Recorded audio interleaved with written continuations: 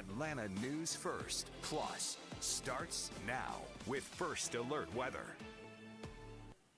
First Alert meteorologist J.D. Disherin, and as we take a look at your forecast for the overnight hours, not a big change to your forecast. Still dealing with those hazy skies out there, and we're going to be noticing temperatures climbing as we head through the rest of the week into the mid to even upper 80s as we head on in towards your Monday. Now, notice tomorrow a few clouds possible, really kind of dealing with those off and on high cirrus clouds as we go into the next several days. Now, going in towards Tuesday, we're going to definitely warm things up, and then we're going to be looking at some higher humidity starting to come in as we head towards the end of the week. All of that as two weather systems start to slowly come together to offer us a chance of showers and storms by the time we get into the end of the week. Now, notice not as hazy today as we saw yesterday, but still, it was quite the hazy afternoon. So we're starting to see that wildfire smoke slowly start to leave the area. I say slowly because it's going to take quite a few days for that to make its way out of here, but still just kind of something to keep in mind. The big story today actually is the possibility of maybe being able to see the northern lights, the aurora borealis, as we head into the overnight hours. So wanted to kind of go into exactly what are auroras and what really is our chance of being able to see it this far south. So, basically the basis for the auroras is Earth's magnetic field. So that all starts to come into play when you start looking at the Earth's geology, the fact that we have the iron core in the middle of the Earth surrounded by the molten mantle and then eventually the crust. There's a few more layers in there, but that's the gist of it. All of that spinning around actually creates a big old magnet. And that's what causes our compasses to spin to the north. Also, though, it helps to protect us from solar radiation because every single day, charged protons and electrons are coming from the sun and they're coming into the Earth. But every once in a while, the sun releases a huge plume of it in our direction. And that's exactly what happened. It's a pretty strong geomagnetic storm coming from the sun. So basically, all of those particles follow the Earth's magnetic field, and then some of them get drawn into the poles because that's how it works. And that's why we call it the northern and southern lights, because they appear to emanate from the north and south poles. So eventually those electrons, when they come into the atmosphere, start interacting with other ions and molecules, and really kind of the result of these collisions kind of determines the color. So the color actually itself is determined on where in the Earth's atmosphere they're starting to collide. So pink auroras are nitrogen molecules, usually below 100 kilometers. Green auroras, 100 to 200 kilometers up, that's going to be oxygen molecules. Blue auroras are nitrogen molecules, much like the pink ones, but way up into the atmosphere. And red auroras are oxygen molecules way up high. Oh, we're talking over 200 kilometers. To put that into perspective, that's about 120 miles above the Earth's surface. So I was trying to do some quick math there for you because the graphics in the metric system, and I know a lot of us don't quite have that, conversion memorized.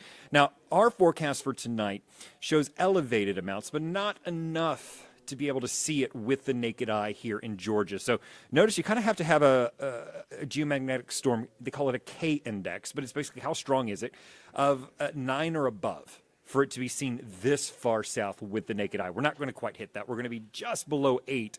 But what it does mean is that if you take your camera or your DSLR or your iPhone or your Android and set it to night vision, get that exposure to kind of stay a little longer, you may be able to see the aurora just over the northern horizon. This is not going to be overhead, but just over that northern horizon if you can get away from the city lights. So just kind of keep that in mind. Now, your first alert forecast today was pretty nice. Temperature was almost spot on. We predicted 82, got up to 81. That's just a few degrees shy of the average of 85. Morning low a few degrees shy below that average as well. So, it's been a very pleasant afternoon with those lower humidities and beautiful conditions. I mean, look at that. Not a cloud in the sky. Crystal blue skies, a little bit of that smoky haze, and temperatures near 76 degrees in Midtown Atlanta right now. Most folks looking at those low to mid 70s. LaGrange, your sensor's still out of whack. Earlier today, you were apparently 118. Now you're 97. So hopefully they can get that fixed as we head into the next week. Otherwise, we're going to be looking at a very comfortable evening. So please, if you haven't done it already, maybe hit the patio for a little bit of sunset, cocktails or something like that to kind of wind down as you make your way towards the bed. And because tomorrow, most of us are getting up and going to work. Tomorrow's my weekend, though, so I'm going to enjoy a nice pool day with the beautiful weather. Now, 63 degrees is what you're going to wake up to for tomorrow here inside the city. Now, outside of that into the metro, we're looking for upper 50s to lower 60s. really a beautiful day, and we're not going to expect much. Now, you saw a little bit of green on there. Obviously, that's not happening, and that's important for me to point out to you because tomorrow evening, model's going to try and point out another little bit of green. So most of this is just upper atmospheric moisture the model's trying to pick up on, nothing that would actually make it to the surface. It's kind of overdoing those fair weather clouds, so to speak. So I think tomorrow another beautiful dry day in store for us. Temperatures a little warmer than what we saw today. 81 today, 86 I think is what we're going to see tomorrow. 87 in Covington, Athens, Gainesville, 88 in LaGrange. Low to mid 80s for the North Georgia mountains. And then look at Tuesday. A little warmer. Rome, LaGrange, Eatonton, maybe up near 90. Athens, Covington, Thomaston, 88, 87 here in Atlanta, 86, Canton, Gainesville, Griffin, 83, Ellijay and Helen. And really that's the forecast as we go through the next 7 days. Temperatures in the mid to upper 80s. Notice we don't really change it too much. Between 86 and 88 degrees as we head throughout the next 7 days. So tomorrow, starting off very nice as we saw. 70s by the time we get to about 10 a.m., almost near 80 by noon, and then mid-80s for the afternoon high. Meanwhile, as we head on in towards Tuesday and Wednesday, pretty much the same thing. We're going to be looking for mid to upper 80s, mostly sunny skies. It's not until we get to the end of the week that we start to see some moisture move on in. That's going to be basically what's happening. Models are coming into better agreement. Remember yesterday we talked and said, nope, they're not agreeing at all. Today they're coming into slightly better agreement, but there's still some discrepancies. It's a very complicated weather system. There's going to be a low pressure system off the coast of the southeast. Now, does not look tropical at this time, but could cut off. You remember we had that cutoff low a few weeks ago that just kind of gave us days and days of rain? Well, this one might try and do that as well and just kind of meander there. At the same time, a cold front's going to come in from the north. So we're going to be stuck between the two.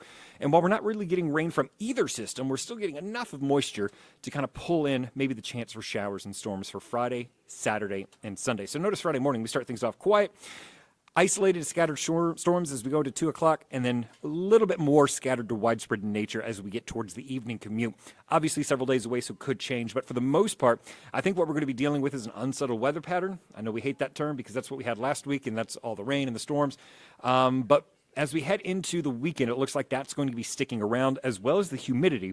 Temperatures are going to be climbing back up towards 70 degrees for the morning time temperature.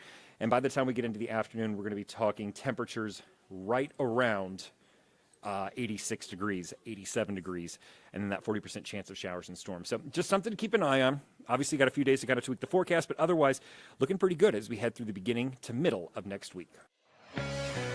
Stay up to date on your latest weather from the largest team of meteorologists in the Southeast.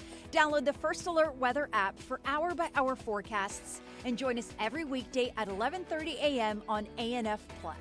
You can also text weather to the number on your screen, and we'll send a link directly to your cell phone.